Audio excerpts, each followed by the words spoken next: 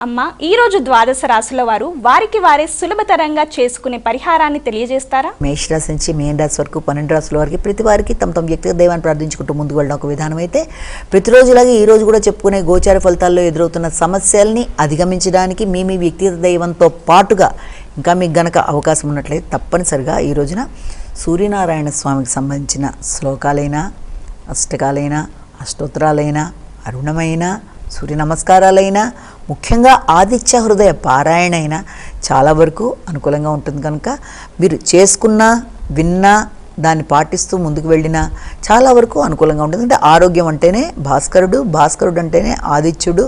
ఈ రోజున ఆయనకు సంబంధించినవి చేసుకోవడం బట్టి మానసికంగా శారీరకంగా ఎదురవుతున్న ఇబ్బందులను అధిగమించడానికి, శారీరక ఆరోగ్యాన్ని పెంపొందించుకోవడానికి ఈ కార్యక్రమాల ద్వారా మీరు ఏది మీకు అనుకూలంగా ఉంటే అది చేసుకుంటూ ముందుకు వెళ్ళడం అవకాశం ఉన్నట్లయితే, మన ప్రత్యక్షంగా కనబడే భగవంతుడి కనుక అయినా ఆయనకి సూర్య నమస్కారాలు లాంటివి చేయడం మొదలైనవి చేసుకోవడం బట్టి చాలా వరకు మీకు అనుకూలత అనేది ఏర్పడుతుంది. కనుక ఆ విధంగా చేసుకుంటూ ముందు వెళ్ళడానికి ప్రయత్నాలు చేయండి.